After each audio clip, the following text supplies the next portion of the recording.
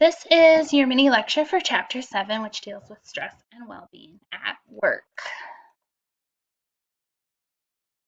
Here are the learning outcomes. You may pause here to read them.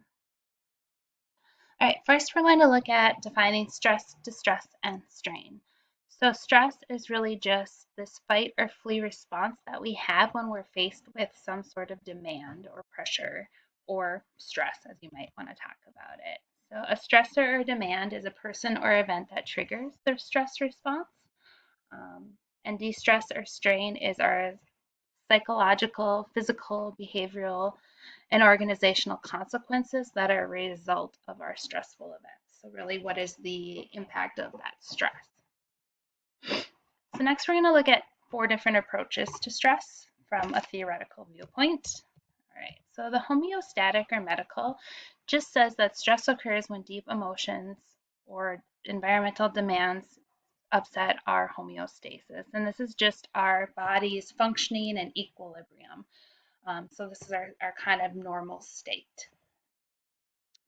And so cognitive appraisal says that it places emphasis on an individual's cognitive appraisal in classifying persons or events as stressful or not. So just it's really in our mind, do we identify this person or this event or this situation as stressful or not stressful? All right, the person fit environment says that emphasizes the idea that confusing and conflicting expectations of a person in the social role creates stress. All right, so the psychoanalytical says that stress results from a discrepancy between our idealized self, and our real self-image. And I think we've all experienced that, where we feel stressed because I'll give you an example of somebody I know right now. They just graduated from college and they haven't found their perfect job yet, or their dream job.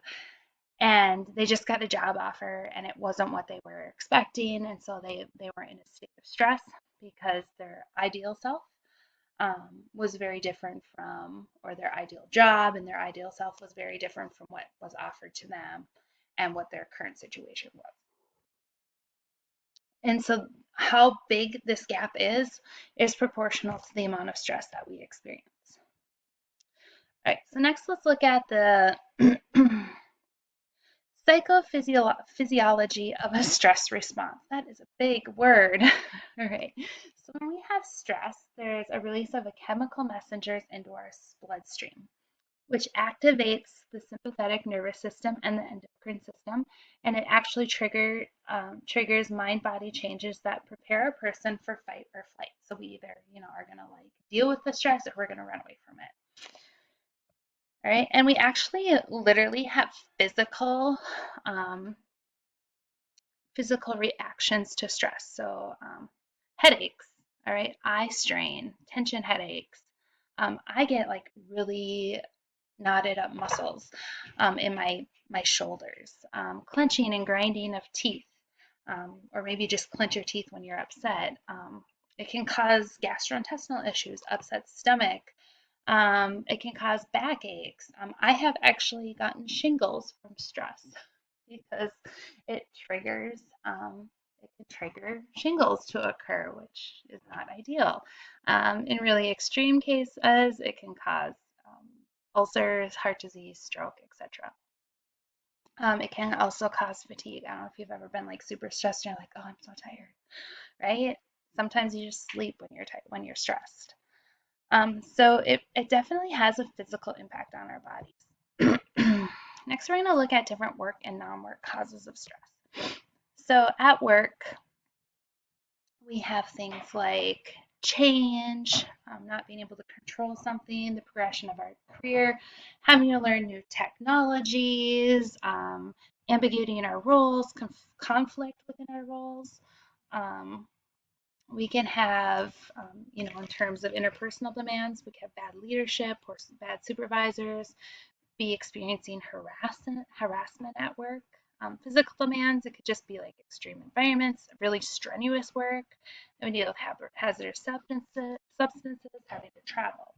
And then you have to combat all of that with our home and personal demands. So our family expectations, our caring for our parents, taking care of our children, daycare arrangements. I know so many people right now who are struggling with the stress of daycare because of COVID and the lack of daycare.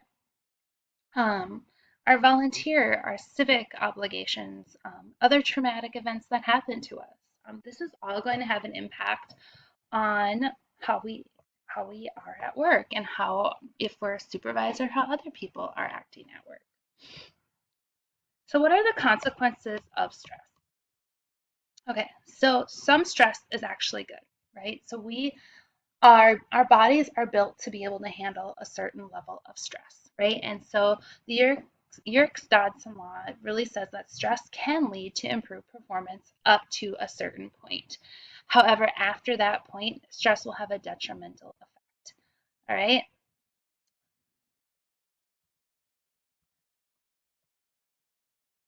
So individual distress can result from an extreme preoccupation with work.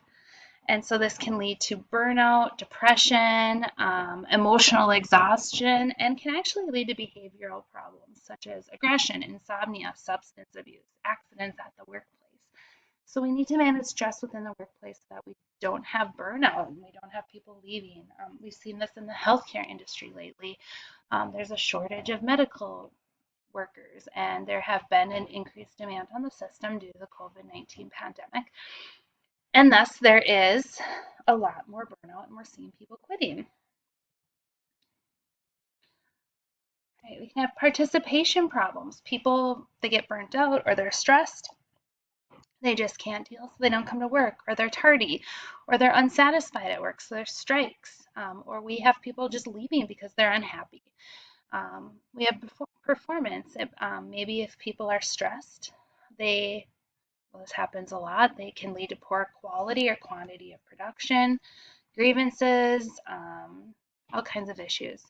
And then compensation, we can actually have, um, lawsuits that are dealing with job distress, like harassment and so forth. So let's look at factors that influence how we respond to stress and strain. Number one, um, gender impacts our how we handle stress. So women and men handle stress different.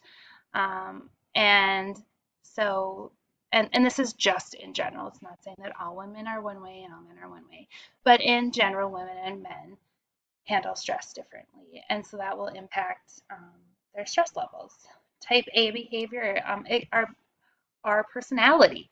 Um, I'm sure you've heard of type A and type B personalities. Well, type A people tend to have a combination of personality and behaviors that include competitiveness, time urgency, social status insecurity, aggression, hostility, and a quest for achievements. And they sound bad, but they're not bad. I think we always think, oh, a type A person, they're so rigid, da da da da da. And maybe they are a little bit. Maybe they come off that way, but it's more than just that. Whereas type B people tend to be a little bit more relaxed and go with the flow. So here you can see in this one, a type A personality. I'm going to keep going because I'm almost there. Whereas a type B personality is like, well, hey, I'm almost there. I'm just going to relax and chill out. All right. And I think we can all relate to people who are both of these. And again, a type A, competitive, aggressive, very achievement oriented. And I looked at this and I tend not to think of myself as a type A personality. And then I looked at this and I was like, yeah, I have some of these type A things. But I'm also tend to be a little bit more easygoing and indifferent. So I personally think we can have a little of both. All right. We can also look at our individual differences in the stress strain relationship. And so how hardy are we? All right. And so this is just our personality that's characterized by commitment, control, challenge, and resistance to distress. And so, hardy people tend to be more committed, controlled, like challenges, not hardy, more alienation, powerlessness, threats.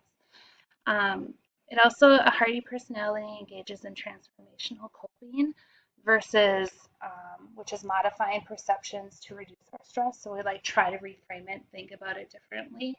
And I think many of us do this. We're like, okay, I'm just gonna like step back and I'm really gonna evaluate it and really look at it and realize it's, this isn't as big of a deal as I think it is, right?